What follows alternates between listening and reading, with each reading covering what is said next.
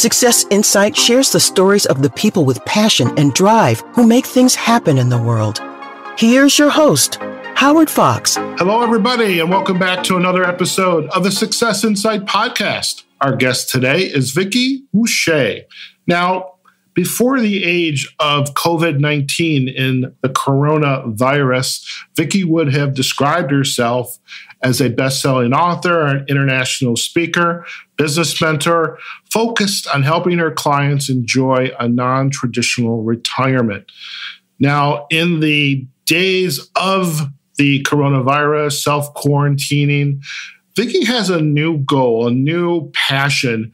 It's to help those same people and others come to grips with their present circumstances of being home, quarantined, perhaps you've been laid off, you've been furloughed, and she has some wonderful insights that she is able to share with us.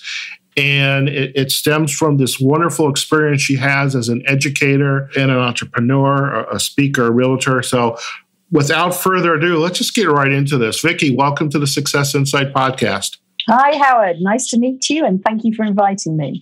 Fantastic. No, Vicki, before we kind of dive right into, what are we doing mindset-wise? People are struggling, in a lot of different ways. Let's share a little bit about your backstory, how you got to where we are today, if you would. Okay, thank you. I'll try and give you the potted version of it. And I think really if we start with, I used to be a university lecturer, a job I absolutely adored. I was passionate about it. But what I remember was that I wasn't proper staff. I was considered to be a visiting lecturer, which meant I only got wages when I worked. And so I took on another project, which I equally loved, which was where I first started working with entrepreneurs. And then I got made redundant. And we had a chat before the show about this term redundant. So I was redundant, no longer required. And I don't like that term. No. I do not like that term. No, and you used the term in America, laid off. And it would have been much nicer if I'd been laid off, but I wasn't. I was redundant.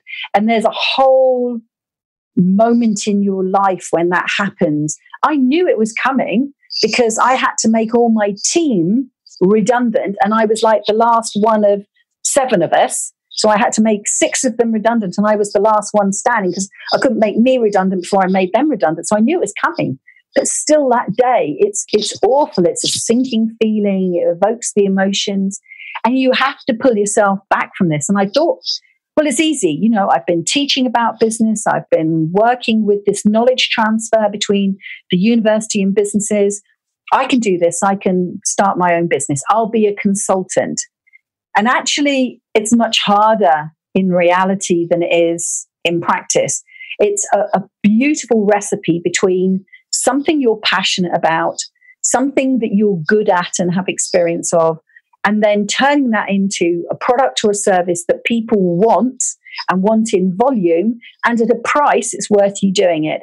And people wanted what I did because they knew me. I had a reputation. I was passionate about it. I was good at it. But I had trained everybody in my database to be paid by the government. They never handed the money over to me when I worked with them before. I was this free person that would come in because the government paid for me. And so when I then turned around and said, oh, hi, Howard, you know how we've been working together on these amazing projects the last couple of years, helping refugees get jobs, helping the homeless, helping businesses succeed, but it's now going to cost you a daily rate. You went, oh, I don't have the funds for that. So it was a really interesting lesson. And I just decided I was never going to put myself in this position again. And the word control comes up a lot for me. It makes me smile when I say it. I know my family would laugh if they were listening in on this conversation because they refer to me as a control freak. I don't have a problem with being a control freak because I'm in my own little bubble, and as long as I can be in charge of it, that's fine. But it's really interesting now in COVID times that is what's been taken away from everybody. And I don't feel threatened by it because I just see it as an issue of control. And then in terms of how my mindset deals with it, I focus in on what I can control and don't worry about the things that I can't control. So it's really interesting how you can use your mind as if it was a muscle as if it was your voice, as if it was a tool, whatever you want it to be, and you can use it to work for you to help you in this situation. My question then, and I still hate that word redundant, it just brings up, it's basically being told you're no longer needed. We don't need you anymore. At least when you're laid off, you can chalk it up to finances, stuff like that. So here's my question. So enough about my little soapbox there. My question is, so many people today, whether you are low, moderate, high income, you are going to be affected by the COVID-19 virus. Your way of living, your lifestyle is going to be affected. Some more severely than others because there's still a social economic effect that's going to have to take place. The virus is the great equalizer. It doesn't really care your race, your religion, your economic status. However, we're so used to, in many cases, we consume stuff. What's your thoughts on changing the mindset for people who've never even considered, what do I do? What's available to me? What choices can I make? Well, this is going to be different depending on what country in the world you're listening from. You're going to have various government supports. And again, we spoke about this on a previous call. Your government is sending out, I think, like a one-off check at the moment. The British government is doing this thing where they are paying 80% of a person's wage in February. And this isn't going to be forever and ever. So this is for like the next 3 months. And that 80% of your wages is going to be limited. So if you earned approximately 45 to 50,000 pounds or more, then you won't get your full wage. But under that, you'll probably get 80% of your wages. And 80% of your wages is quite good because you won't have your travel expenses. You won't be picking up that shop-bought coffee or that shop-bought sandwich. And of course, you can't be planning and saving up for your summer holiday, all of that sort of stuff. So a lot of the spending is going to come down. But then on the other side, what we really need to be aware of is, where did that money come from? You know, whether it's your check or it's our 80% furlough, or we've got government loans and we have something called universal credit. You have welfare benefits, I think. Where is all this money coming from? I mean, we watch the news and it's billions and billions and billions of pounds. And we're only a few weeks into this in the UK. It's borrowed money. So just as the same on a family level, we have borrowed money. This is the government borrowing the money, and they're going to have to pay it back, and they're going to have to pay it back with interest. My hope is that all of the leaders of the world get together with the World Bank and they sit down and they say, look, let's wipe all our debts off, or let's cancel all our interest so that we can help the world heal much quicker. But that's a whole nother that's my soapbox to get on. So what really matters now for individual families, because this is what it boils down to. You're locked in. If you're locked in, or however it is, you're being forced to socially distance yourself, you're being isolated. In amongst that challenge is the opportunity for you to get more financially intelligent, more financially aware.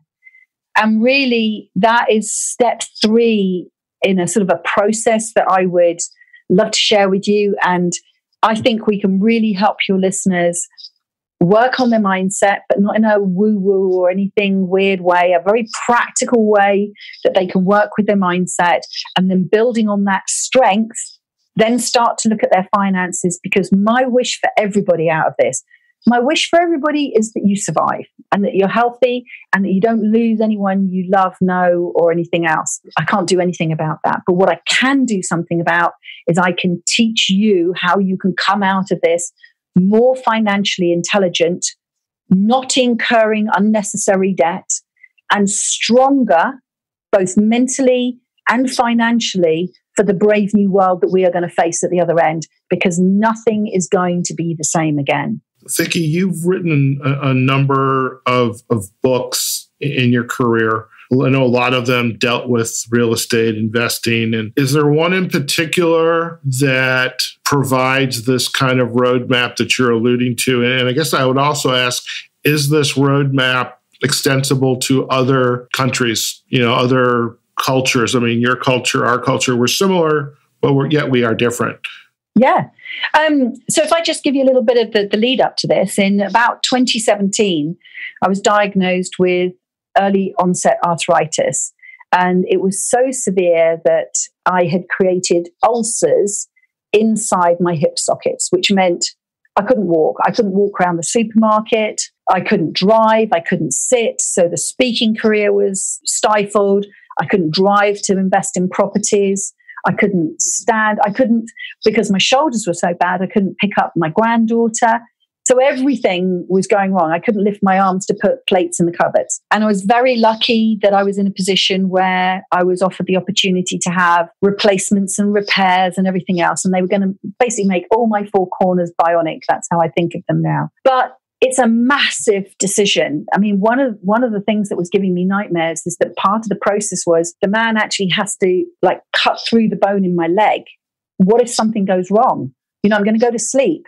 I might wake up with a new bionic hip and repaired leg, or I could wake up with no leg at all. And it was this awful decision. I had this whole imagination of what my life would be like. And I think that's how the whole world was before COVID. We were all poodling along, doing our thing. Some loved their lives. Some didn't love their lives quite as much. Some people had everything they wanted. Some people didn't have what they want. But then, bam, everything's changed. And it's not us doing the changing. Something is imposed on us. So I'm not saying that my arthritis is anything like the scale of COVID-19. But me on a personal level, bam, my life was going to change. And so I feel like I've been through some of the thinking in advance, because I really had to think, what matters in my life most? What do I value most? And if I'm going to go through 4 major operations in 2018, I'm not likely to be able to work. So what am I going to be able to do to provide the finances I need in my family and keep myself going? Meet my financial commitments. So I really had to go through all of this in late 2017 as a plan. And that's, in a sense, what everybody's being asked to go through now. And one of the things that I did while I was recovering is I wrote a book. And it's my 5th book, and it's called The Wealthy Retirement Plan, A Revolutionary Guide for Living the Rest of Your Life in Style.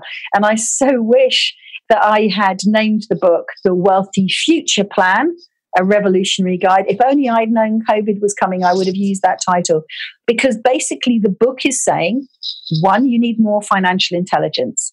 But in order to get you to do this, which is something you've never been taught in school, and you probably on your big list of things financial intelligence isn't up there on the top list. What you need to do is understand what's really important to you. What do you value? And I think that's such a pertinent question for everybody now. And once you know what matters to you and how you want to live your life, how you want to live the rest of your life in the style of your choosing, then use your new financial intelligence to create a financial plan so you can have what you want. And what you're going to want in the brave new world after COVID is not going to be, I would suggest, what you wanted back in January. Your values will change through this experience. But in amongst this challenge, we've got this opportunity, we've got this space, this time, and then we can go through the process and understand ourselves better and then make the financial plans. And that's what I would love your listeners to get. I would love your listeners to become really motivated, inspired, and take practical steps to deal with their mindset and then move on to their financial mindset as well. So their personal mindset and their financial mindset. What are your thoughts on folks that really are not used to having this conversation within for themselves? You know, the not self-talk in a negative way, but what do I need to do? How do I protect myself? How do I protect my family, my community? But they're just not used to having that conversation. We've never been trained to have it. But then we didn't have the word COVID and coronavirus. You know, stuff happens. We didn't have the internet a couple of decades ago. Life changes and with this virus, you can see how quickly the pace of life changes. This is just the pace of life changing, and it's a new skill. And this might sound hard, and I don't mean it to sound hard, but you have a choice now. You've got to fight the physical virus that is COVID. And in order to do that, you need to follow some rules and you need to stay healthy. And you've got to fight the financial virus that is coming. And in order to do that, you need to get educated and you need to manage your money. And you've got to do both. I was thinking about this. One, as I asked the question, and really now as you have provided, your insightful answer, is no matter where you're at, you can start with a conversation with anyone of any class, gender, race, etc. I work with a lot of, we call them help desk associates, folks that support, financial institutions. And these are here in the U.S., they're not typically the highest salaried employees around. So they all have their struggles. So helping as a coach, helping them first by asking them, how are you doing? On a scale of 1 to 10, what is your life like today? And what's your biggest struggle today? What is going well for you? So we have a tool we used when we first went through coach training called a Wheel of Life. We did health, a family, money, et cetera, on a scale of 1 to 10. So I think having those conversations with anyone, by starting there, we can then help them understand where they're at, things that they can then do to change whatever circumstance that they're in, or would change or take steps to change whatever worry they are facing. We may not be able to solve the problem for them, but we can also then help them understand this is the issue and then help them through the steps that they can then take. Because if you don't become consciously aware of what the issue is, then you've got no hope of dealing with it.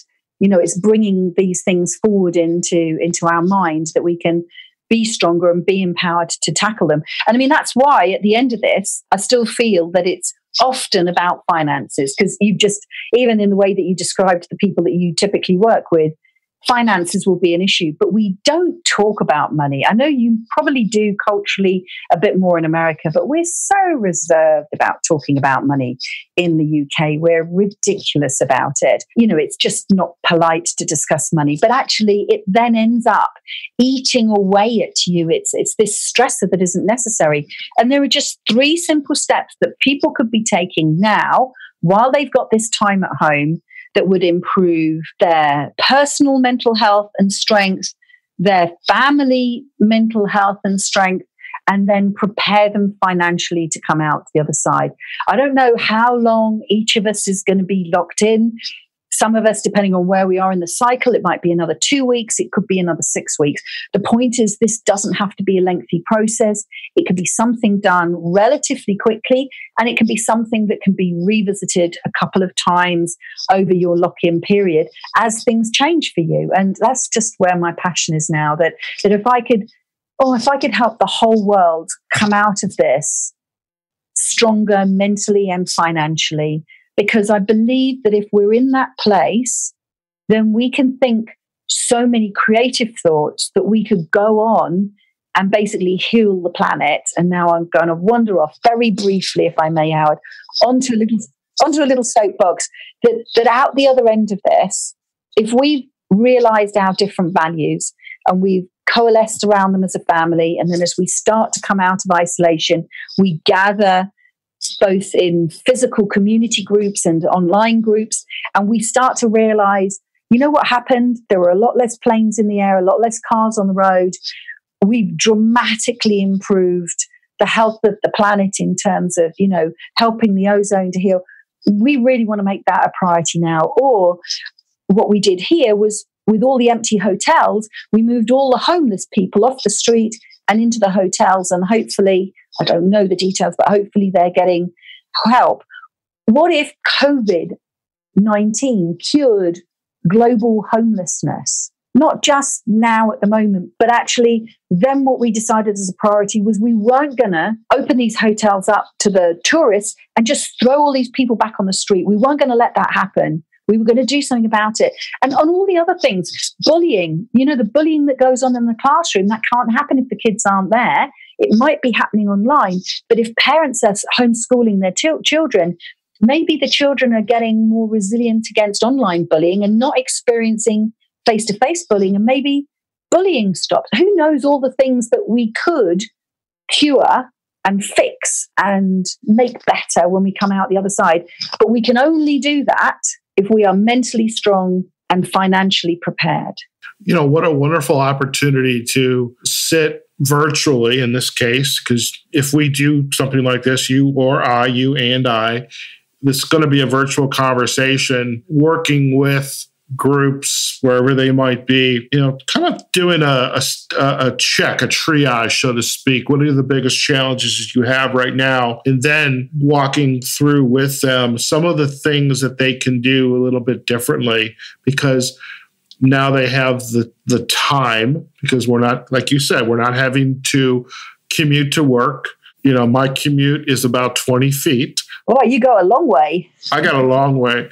But we have some time and opportunity to really address some of the chronic issues that we have been facing. And I thought it was interesting you mentioned the ozone layer. I mean, again, this virus is essentially showing, maybe it was Mother Nature basically saying, excuse me, guys, but we're getting out of hand here. I mean, I think in some ways it gives us hope. I mean, it's terrible, but it gives us hope. And I really love that you have taken what you do best, teaching people about business and about finances and coming up with alternative means to take charge of your life, not having to worry about the job, and making a difference. And I love that you've done that. And I love this book. And, you know, I don't know how many copies you have sitting in a box somewhere, but it's probably worth renaming it and republishing the book.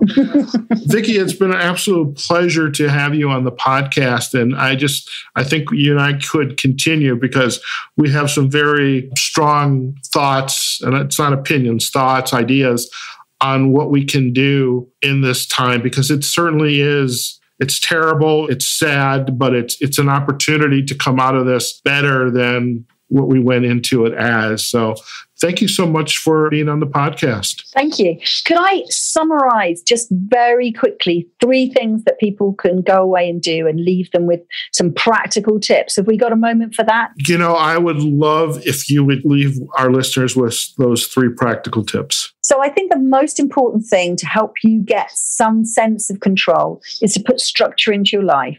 So whether you want to carry on with a pattern of Monday to Friday and Saturday, Sunday, or whether you want to say, I'm going to get up in the morning and exercise, then I'm going to do the work I have to do from home, and then I'm going to have family time in the afternoon. However you want to structure your days, horizontally or vertically, build a structure and let all the family know it. If you're living on your own, still create a structure and share that with your family and your friends so that we know when we can communicate.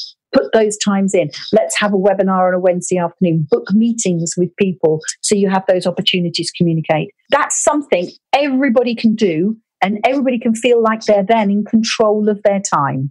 So that's a great grounding and a great place to sort of start your mindset. Then when you've got that feeling of being a bit more in control, the second thing to look at is having family conversations. So either with the people in the house, the property with you, or via Skype and Zoom and everything else with family members if you're widely spread, about what matters to you now. You know, start the conversations maybe with ringing and speaking to your family members and sharing how much you love them. Start sharing how much you appreciate them. Start sharing how proud you are of them. And then start to look at things that you love doing. So we've been sharing pictures at the moment. Over the years, we always have an Easter family get-together, and we've been sharing the pictures, and we can see the children grow up every year, all with these piles of Easter eggs. So what memories can you share, and what conversations can you have that help you start to think, you know what, that's really important to me. Love is really important to me, or trust is really important to me, or control is important to me, or family is important to me.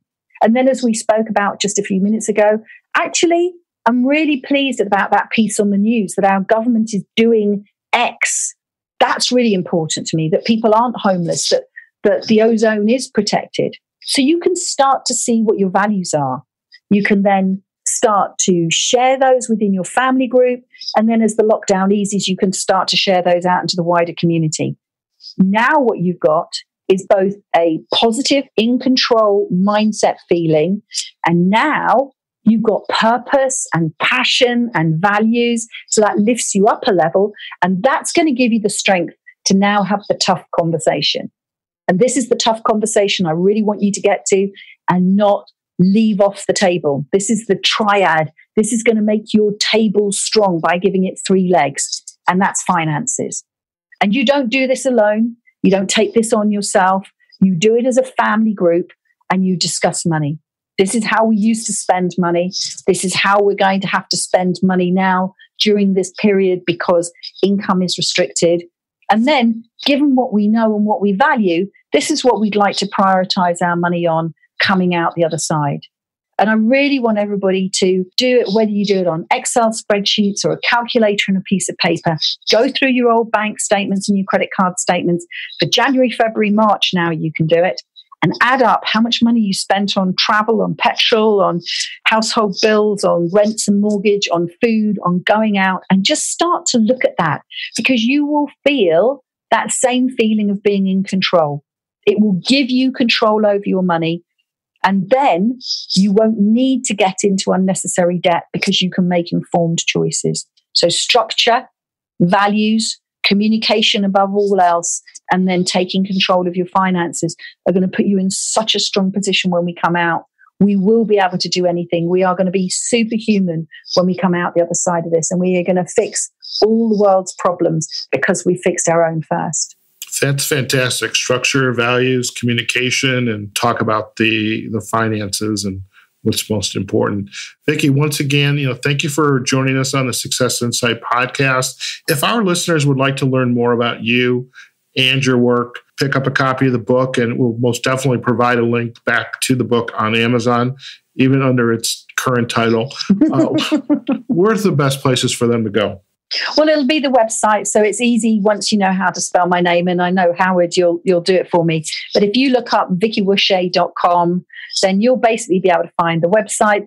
One of the things that's on the website is a scorecard that goes along with the book, so you can get a little personalized report. There's plenty of other resources there, but also I'm on all the social media channels, and I think you'll put the links in the show notes for me. The one thing that you could do that's quite easy is search the hashtag Wushenomics, which is sort of a play on my name. So WHOOSH and then ONOMICS.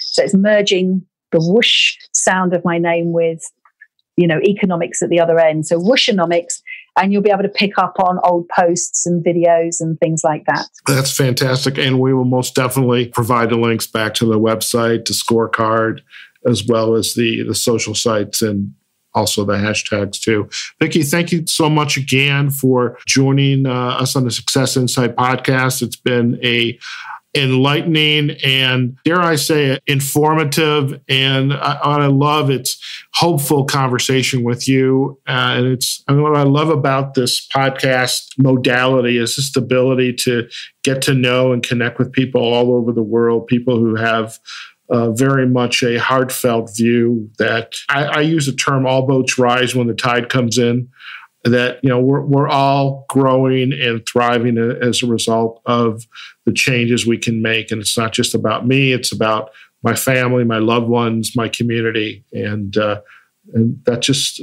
again, a podcast is just a great platform for that. So thank you again. Thank you very much for inviting me, Howard. I've really, really enjoyed speaking with you. I've got a massive smile on my face. Thank you. Fantastic.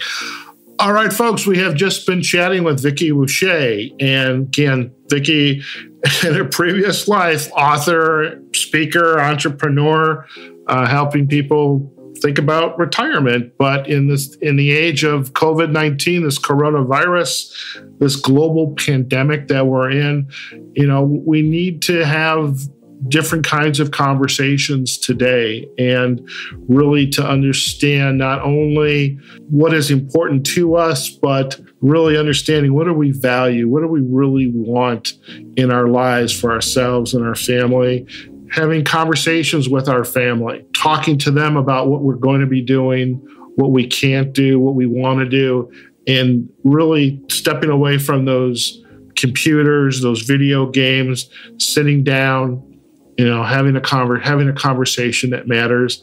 And if we have that conversation, we can then recreate what financial independence means for us and our family, and with the support of our loved ones in the community. So we hope you enjoyed today's podcast with Vicki. Again, we'll provide all those links back to her sites in the show notes. If you like this podcast, please do comment on any one of our podcast platforms. Our main podcast site is successinsightpodcast.com. You can find us on the podcast platforms iHeartRadio, Spotify, Buzzsprout, Apple Podcasts, Google Podcasts. We're on YouTube. You can find us on LinkedIn and Facebook, successinsightpodcast.com. Lots of opportunity. We really want to provide a service to the community. It's not just about getting out there and making money. Money's fine, but we also want to make a difference through the work we're doing in this podcast. So folks, wherever you are, whatever you're doing, be safe, stay healthy, have a happy and phenomenal day. We'll see you on the next episode of the Success Insight Podcast. Take care now. Success Insight is a production of Fox Coaching and First Story Strategies. Find us online, successinsightpodcast.com.